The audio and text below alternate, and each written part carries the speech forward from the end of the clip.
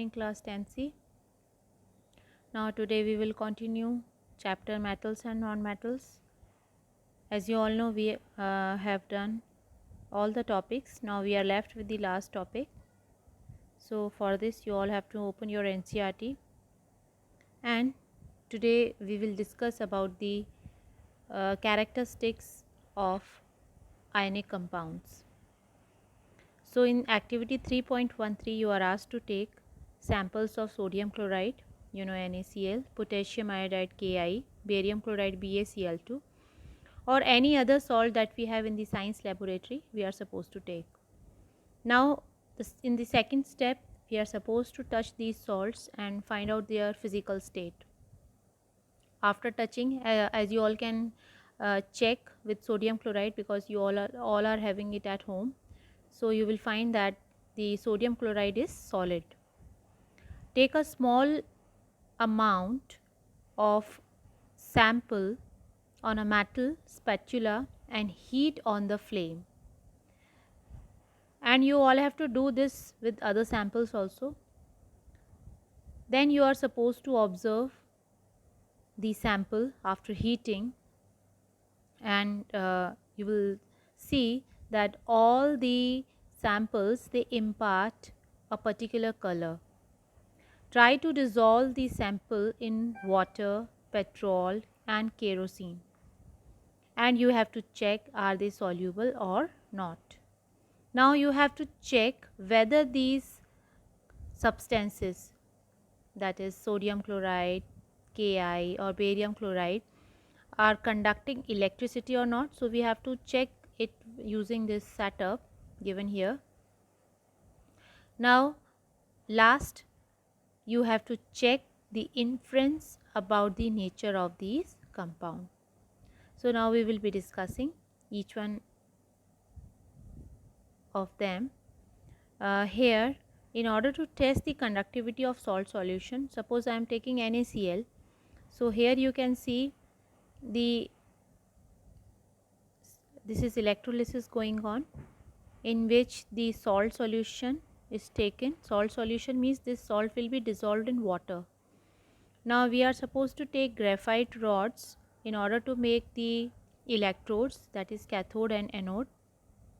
Always remember, negative terminal of battery is attached to cathode. This is cathode, and positive terminal of the battery is anode. Okay. Now you will see that now this circuit is closed, so electricity will start flowing, because here we have used battery also. Once the electricity start flowing, you can see these graphite rods are not attached to each other. That means this solution which we have taken, this salt solution, will pass this electricity from one end to the other. Okay. If this bulb glows, then we can say that this salt solution is good conductor of electricity. So this is the way we will going to check all the salts. Now let us discuss the general ionic properties of the compounds. You will get all the answers which are asked in the activity by reading all these properties. The first one is physical nature. As I told you, if suppose you touch NaCl, sodium chloride, they are solids. Now reason, we know that the ionic compounds, because if I take NaCl here, sodium has given one of its electron to chloride ion. Yes, because sodium has configuration 281, whereas chlorine has 287, and chlorine is in need of one electron to fill its octet, according to octet rule studied by you in class 9th. So you see, sodium has donated one electron, chlorine has accepted one electron, sodium turns positive, chlorine turns negative. Okay, so sodium is a cation, chlorine is an anion. So this type of bonding That means a bond which is formed by sharing or by donating, like the metal has property to donate the electron, whereas the non-metals, they have tendency to accept the electron. This type of bonding is called as electrostatic bonding, also called as ionic bond, and the compounds which show the presence of the ionic bond, they are called ionic compounds. And remember that these compounds are like they have very strong bonding. Ionic bonding is one of the strongest bond. Okay, now let's see melting and boiling point of ionic compounds. They have high melting point. Reason? Because they have very strong bonding and it is very difficult to break that bonding. So in order to break that bonding, we need to supply high heat. That's why they have very high boiling point, and even when we have to cool it down, we need to uh, like suppose we have to change the solid substance to liquid, we need to apply more of heat because their bond is very strong, and the breaking of bond takes lot of energy. So they have high MP and high BP, that is melting and boiling points. Let's talk about their solubility. Okay, ionic compound solubility. Electrovalent compounds, as I told you, ionic compounds are also called electrovalent compounds. They are soluble in water, but they are insoluble in the hydrocarbons, that is kerosene, petrol or benzene, etc. Now let's talk about their conduction of electricity. They are like good conductor of electricity, as the solution involves the movement of charged particles. The solution, if suppose I am making the solution of sodium chloride, then this solution will able to move the charged particles. That's why they are said to be that they are good conductor of electricity. Okay, so this finishes our chapter. Let's just go with the question answers. The first question is which of the following pair, okay, let's do these in text question also. So look at here everyone. The first one is write the electron dot structure for sodium, oxygen and magnesium. Let's see the electron dot structure. As I told you, electron dot structure is always written for valence shell electron. So sodium, you know, sodium has atomic number 11. Configuration is 281. Then how many electrons do we need to show? Only one, because there is only one electron in its valence shell. So this is electron dot structure of sodium. Let's see of magnesium.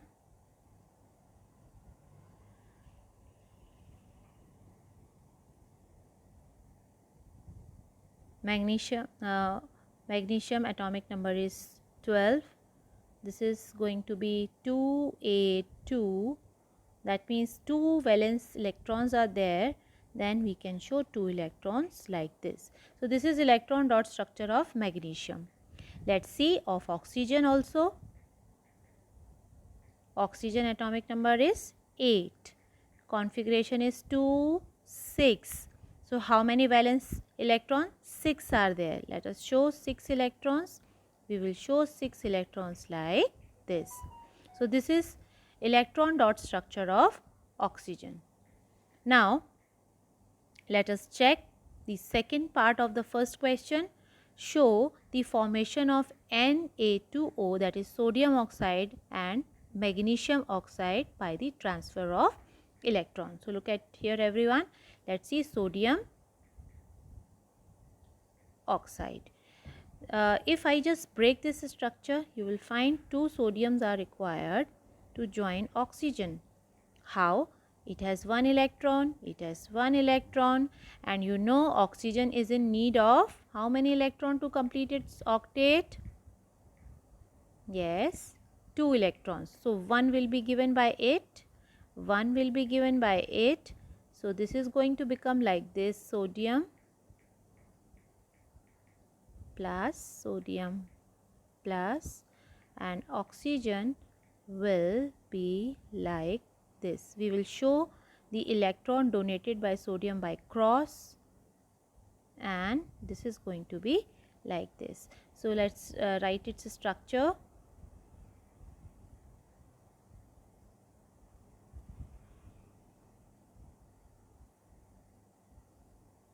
This is going to be like this: sodium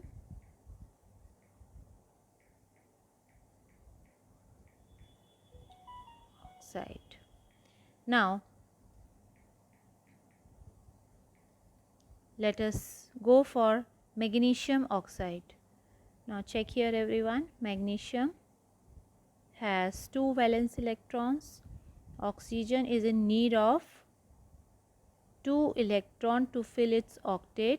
So only one magnesium is enough to satisfy this need.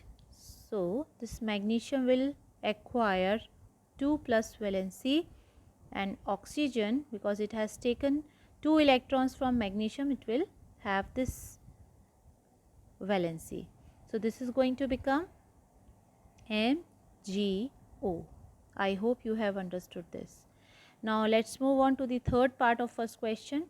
What are the ions present in these compounds? Yes, we know they are cations and anions. 2 ions are there. The one which donates the electron are called cation, and the one which receives the electron, they are called anions. Now question number 2, why do ionic compounds have high melting point? This is clearly discussed here. They have high melting and boiling point because they have very strong bonding between the metal and non-metal, and in order to break that bond, the large amount of heat is required. It is clearly written here, amount of energy is required is quite more to break the strong interionic attraction. That's why they have high melting and boiling point. So all these 2 questions are over. Let's move on to the exercises. The first question for you is, which of the following pair will give displacement reaction? Now the first question, you are given with the option NaCl solution and copper metal. So which one is more reactive? Let us do this reaction everyone, just check here. NaCl plus copper. You know reactivity series? Yes, because copper is less reactive than sodium. Will it be able to displace it? No. So answer will be no. Okay. For this question you need to refer your reactivity series. Fine. Now see the second one, magnesium chloride and aluminium metal. Yes, again no. Reason, magnesium is more reactive than aluminium. So this aluminium will not be able to displace magnesium from magnesium chloride solution. So this is no. It's written here also. It's an old book, but answer is there and it is correct also. This is no. This is no. Third one, ferrous sulfate solution and silver metal. You know silver is quite less reactive than iron sulfate. So it will never be able to displace iron from iron sulfate. So again answer will be no. Now silver nitrate solution and copper metal. You know copper is above silver in the reactivity series. So copper will be able to displace silver from its solution, that is silver nitrate solution. So answer will be yes. This is going to be yes. Let's move on to question number 2.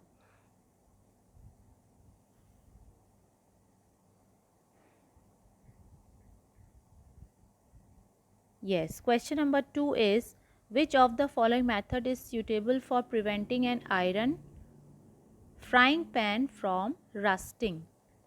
Applying grease. Second, applying paint. applying a coating of zinc, all of the above. It's very clear. You have to prevent iron frying pan from rusting. So you cannot apply grease, it is unhygienic. You cannot apply paint because when you will heat, paint will be removed. So I think third one is most appropriate, that is applying a coating of zinc. Is this clear? Yes. So question number third. Let's move on to question number third. An element reacts with oxygen to give a compound with a high melting point. This compound is also soluble in water. The element is likely to be, yes, you know, the element which reacts with oxygen to give compound with high melting point compound and also soluble in water. Yes, it is of course calcium. Why? Because we know this calcium reacts with oxygen. It becomes calcium oxide. Yes or no? Yes. Let us check the balancing of the equation. If apply 2 as a coefficient, this is also become this. Now if we dissolve this calcium oxide in water, you know what will be formed? It will form calcium hydroxide. You have to write reaction also. This is going to become CaOH whole twice. This is calcium hydroxide, this is slaked lime. Okay. Now question number 4.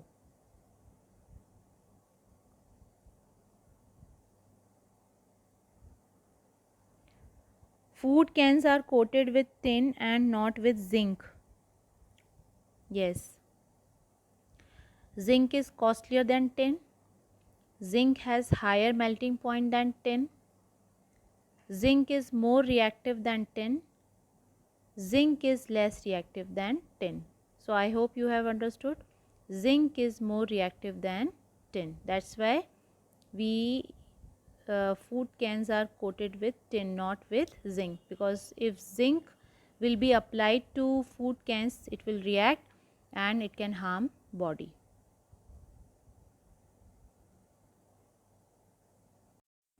Now question number 5. You are given a hammer, a battery, a bulb, wires and switch. Okay. How could you use them to distinguish between samples of metals and non-metals? You know, metals can be beaten into thin sheets with a hammer without breaking, and non-metals cannot be beaten with a hammer to form thin sheets because you know they show the property of malleability. Non-metals break into pieces when hammered. Yes. Now let's see, when non-metals like sulfur are connected, the bulb does not light up at all. Whereas if suppose we are using any metal to like pass the current, then the current will be able to flow. So in this way we can distinguish the metals. They are going to be able to change into sheet using hammer. Using battery, bulb, wire and switch, they are able to conduct electricity. So we can say that metals show the property of malleability, that is they can cast it into sheets. Metals are good conductors of electricity, so these can be used for electrical cables. Okay. So I hope you have understood how to distinguish between the metals and non-metals. Now next question, that is question number 6. What are amphoteric oxides? I have told you many times about amphoteric oxides. Those metals oxides which show basic as well as acidic behavior. I am talking about question number 6. Those oxides which behave as an acid as well as base, they are said to be amphoteric oxides. Okay. We know that the aluminum oxide can react with acid like hydrochloric acid, and can form aluminum chloride, that is a salt. and water. So this is its property, where a metallic oxide reacting with an acid to make salt and water. Let us check how this aluminum chloride behaves when it reacts with a base. So let's check it. I'm talking about question number 6. Everyone pay attention to this question. This is a very important question for board exam. Say this aluminum oxide reacting with a base, the one of the strongest base is sodium hydroxide. Now this is going to form salt, sodium aluminate.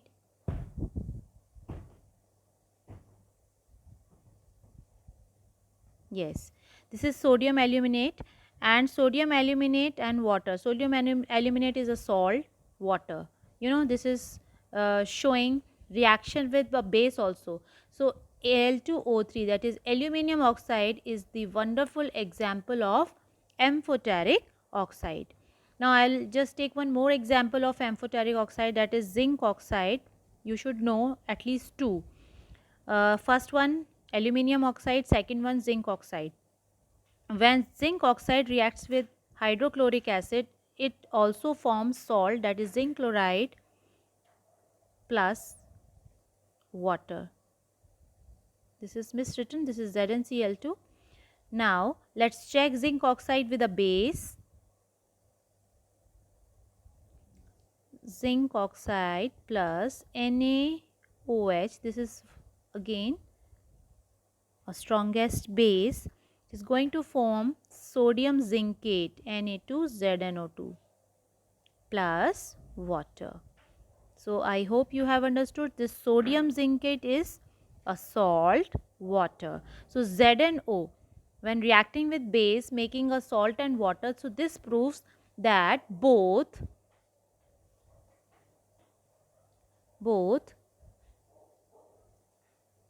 aluminum chloride, aluminum oxide and zinc oxide, they are amphoteric oxides. Is this clear? You all have to do these questions in notebook also. Okay, children? Now, question number 7. Name two metals which will displace hydrogen from dilute acids and two metals which will not. Okay. So, metal which are above in the activity series like sodium, magnesium, they are going to displace, they will displace hydrogen. Is it clear? They are going to displace hydrogen. You all have seen reactivity series. So those metals which are above hydrogen, they can displace hydrogen. Now metals which are below hydrogen in the reactivity series like copper, silver, they do not displace hydrogen. Is it clear? Hydrogen from dilute acids. So this should be clear. Reactivity series, those metals in reactivity series, those metals which are above hydrogen can displace hydrogen from the acids, dilute acids, and those metals which are below hydrogen, they cannot displace hydrogen from acids. So question number 8. In the electrolytic refining of metal M, what would you take as the anode, the cathode and the electrode? So please do remember, just check question number 8, that cathode is always pure metal, anode impure metal, and electrolyte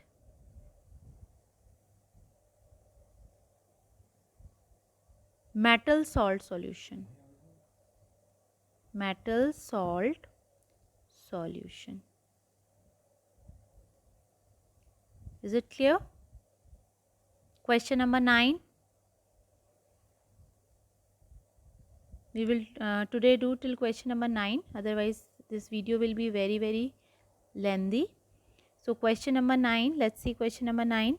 Pratyush took sulfur powder on a spatula and heated it.